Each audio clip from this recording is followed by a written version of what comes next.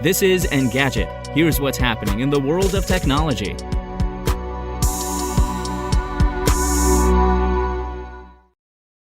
It's Tuesday, May 30th.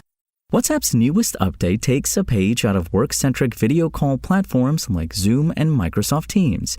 The messaging app is in the process of rolling out a screen sharing feature that will record and display the contents of your screen with whoever's on the other end of the video call, WA Beta Info reports.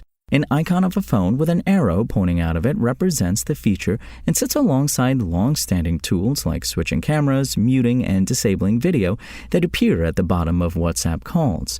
Once you click the new button, a prompt appears asking if you want to start recording or casting with WhatsApp, alongside a disclaimer that the company will have access to any passwords, photos, or payment details you display. If you're okay with that, all that's left is to click Start Now. You can then stop sharing your screen at any time during the call. Screen sharing is only available to select Android beta testers right now, but should roll out to more users in the coming weeks. However, it might not work on older Android models, bigger group calls, or with people who don't have WhatsApp's latest version downloaded. If you have an iPhone or iPad and don't feel tied to WhatsApp, Apple baked a similar screen sharing feature into FaceTime calls in January. And Japan and JAXA, the country's space administration, have spent decades trying to make it possible to beam solar energy from space. In 2015, the nation made a breakthrough when JAXA scientists successfully beamed 1.8 kilowatts of power, enough energy to power an electric kettle, more than 50 meters to a wireless receiver.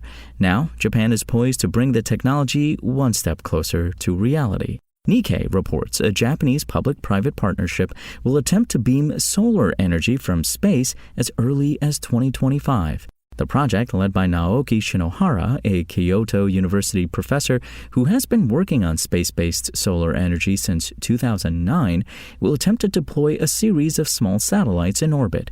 Those will then try to beam the solar energy the arrays collect to ground-based receiving stations hundreds of miles away. Using orbital solar panels and microwaves to send energy to Earth was first proposed in 1968.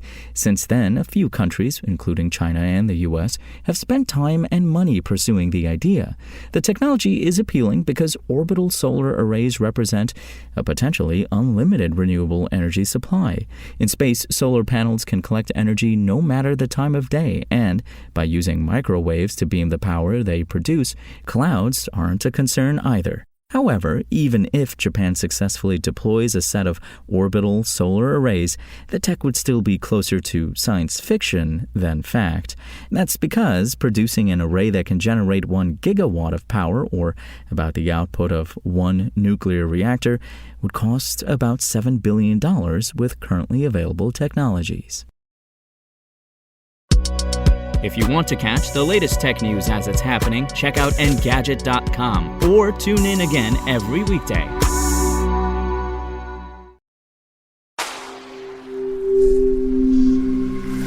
SpokenLayer.